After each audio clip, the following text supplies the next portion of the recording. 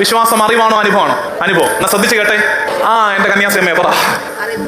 Exactly. വിശ്വാസം അനുഭവം മാത്രമാകരുത്. ഭയങ്കര അപകടമാണ്. വിശ്വാസം അറിവും അനുഭവവും ആകണം. അല്ലെങ്കിൽ നിങ്ങൾ എന്തിനാണ് ടെക്സ്റ്റ് ബുക്ക് വെച്ച് പഠിപ്പിക്കുന്നത്? ടെക്സ്റ്റ് ബുക്കിൽ ഇവിടെ അനുഭവിക്കുന്നത്.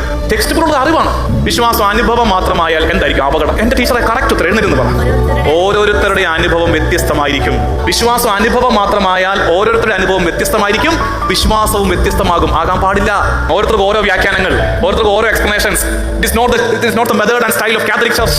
വിശ്വാസം കേവലം അനുഭവം മാത്രമായി ചുരുങ്ങിപ്പോയാൽ വിശ്വാസം മെല്ലെ അന്ധവിശ്വാസങ്ങളിലേക്ക് പോയി തുടങ്ങും. ഇന്നതുണ്ട്.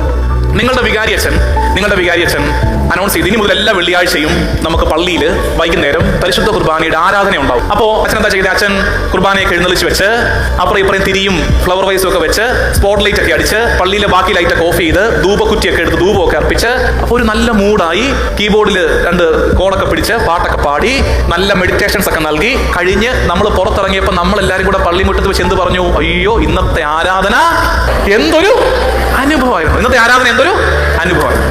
2ാമത്തെ 3ാമത്തെ 4ാമത്തെ വെള്ളിയാഴ്ച അച്ഛൻ ഇത് തന്നെ ചെയ്തുകൊണ്ടിരിക്കുക. ഒരു 4 വെള്ളിയാഴ്ച കഴിയുമ്പോൾ നമ്മൾ പറയും പഴയ അനുഭവം അങ്ങോട്ട് കിട്ടുന്നില്ല. പഴയ ഫീല് വരുന്നില്ല. അപ്പോൾ നമുക്കിനി സ്ട്രെസ്സാണ്. എന്താ? ഫീല് ടേസ്റ്റ് ചെയ്യുകയും ചെയ്തു, ഇവിടെ പഴയ ഫീല് കിട്ടുന്നില്ല. അപ്പൊ നമ്മൾ എന്തന്വേഷിക്കും? എവിടെയാണ് ഇനി ഫീല് കിട്ടുന്നത്? അപ്പൊ നമ്മൾ ആരോ പറയുന്നത് അവിടെ ആ സ്ഥലത്തെ നല്ല ഫീലാ. അപ്പൊ നമ്മൾ വണ്ടി എടുത്തോണ്ട് അവിടെ ചെല്ലും. അപ്പൊ നമ്മൾ അയ്യോ, ഇവിടെ ആയിരുന്നു വരേണ്ടിയിരുന്നത്, എന്നാ ഫീലാ. 2 മാസം കഴിയുമ്പോൾ നമ്മൾ പറയും ഇവിടുത്തെ അച്ഛൻ അഭിഷേകം പോയി. നമ്മൾ അങ്ങനെയൊക്കെ പറഞ്ഞു കളയും. ഈ അച്ഛന് ഇപ്പോൾ പഴയ അഭിഷേകം ഇല്ല, അനുഭവം കിട്ടുന്നില്ല. അപ്പോൾ ആരാണ്ട് പറയും മറ്റൊരു സ്ഥലത്ത് ഇപ്പോൾ പരിശുദ്ധാത്മാവ് അവിടെയാ, വണ്ടി എടുത്തോണ്ട് അങ്ങോട്ട് പോകും. ഈ പോക്ക് വന്ന് എന്താണെന്നറിയാമോ?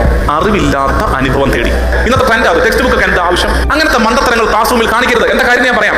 നിങ്ങളുടെ അനുഭവം നിങ്ങളുടെ മാത്രം അനുഭവമാണ്. നിങ്ങൾ എത്ര പൊടുപ്പും തൊങ്ങലും വെച്ച് പറഞ്ഞു കേൾപ്പിച്ചാലും അത് കുട്ടികൾക്ക് കിട്ടില്ല. കാരണം എക്സ്പീരിയൻസ് ഈസ് ഓൾവേസ് റിലേറ്റീവ്.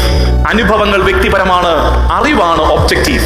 എനിക്കും നിനക്കും ഒരുപോലെ മനസ്സിലാക്കാൻ പറ്റുന്ന അറിവാണ്. മറ്റേ അനുഭവം വ്യക്തിക്ക് കർത്താവ് കൊടുക്കുന്നത് അനുഭവങ്ങൾ, അറിവാണ് പൊതുവായിട്ടുള്ളത്. അപ്പോൾ 2 ബ്ലെൻഡ് ചെയ്യണം. Is that clear? വലതുകൈ ഉയർത്തി പറഞ്ഞൊരു ഹല്ലേലൂയ ഒക്കെ പറഞ്ഞു. ഹല്ലേലൂയ.